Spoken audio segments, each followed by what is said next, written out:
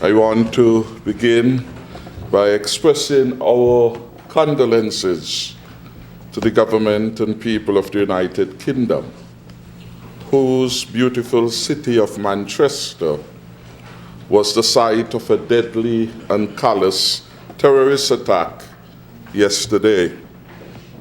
The attack in Manchester, which has a rich history as a music mecca, occurred near the Manchester Arena, one of the largest indoor arenas in Europe, with a seating capacity of 21,000. Tragically, at least 22 persons, including children, lost their lives, and around some 60 have been reported to have received injuries. Most, if not all, of these persons were young people who had gone there to witness the pop star artist Ariana Grande in concert. As chairman of the OECS Authority, I extend the heartfelt sympathy on behalf of the governments and people of our sub-region to the bereaved families and friends of those persons whose demise occurred as a result of the senseless attack. We pray for all of them, as well as for those injured and their loved ones. Intensifying the heartbreak and horror is that the audience was largely comprised of preteens and teenagers, some of whom were there with their families, like the 13-year girl who went with her parents to celebrate her birthday, and the 9-year-old boy who attended his very first concert last night, chaperoned by his older brother. Last night on CNN, the older brother said that he was leading the little boy out of the venue to safety. And while he was doing that, he placed his hand over his little brother's chest, and it was beating so hard and fast. The older brother said that it was right then that he felt an urgency to get the 9-year-old out of there, because he felt so responsible for him. During the CNN interview, when he said that his younger brother was sleeping safely in bed, you could hear the palpable relief in his voice commingled with the sadness over his 9-year-old brother's traumatic first concert. Today, the world's governments recognize that we must lead with a steady hand and do everything in our power to protect our citizenry, just like that young man did for his 9-year-old brother.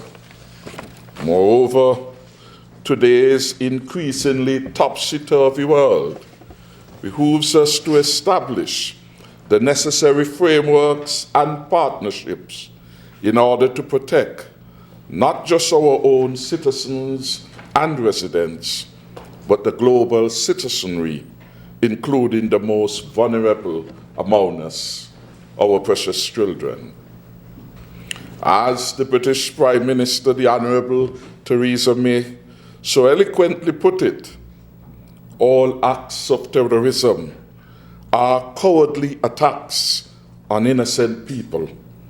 But this attack stands out for its appalling, sickening cowardice, deliberately targeting innocent, defenseless children and young people who should have been enjoying one of the most memorable nights of their lives.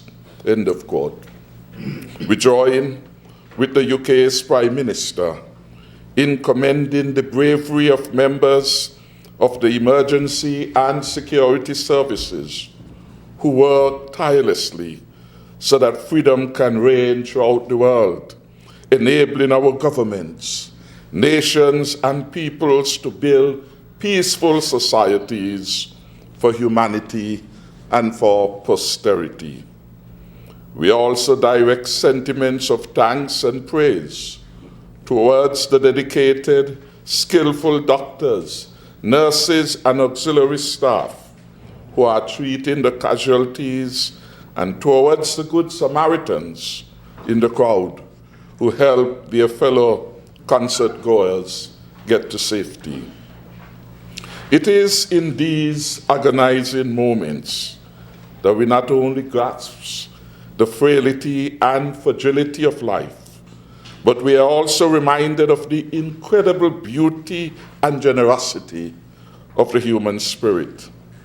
It is also in tragedy that we cherish the value of life and hold fast to our family and communal ties.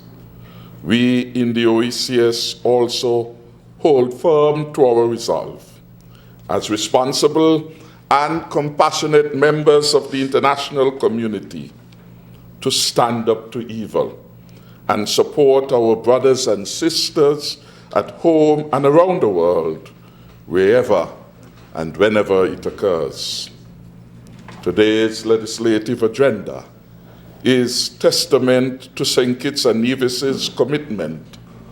Today, we will give support to bills related to APIS, the Advanced Passenger Information System, immigration, and the Financial Services Regulatory Commission. These bills are of significance in many ways, not the least of which they demonstrate that our small country of St. Kitts and Nevis is doing what we can to help make the world a safer place.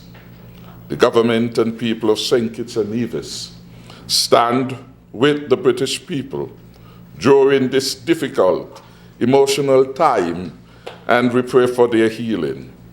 We pledge our unwavering support to the United Kingdom as the international community coalesces around it to send the strong message that terror cannot and will not, and it must never prevail in our free world.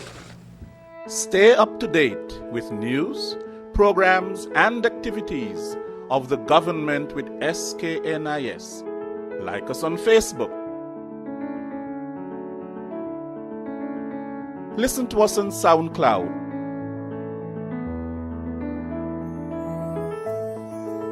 Follow us on Twitter. And watch our videos on YouTube. Connect with us today. SKNIS, St. Kitts and Nevis Information Service.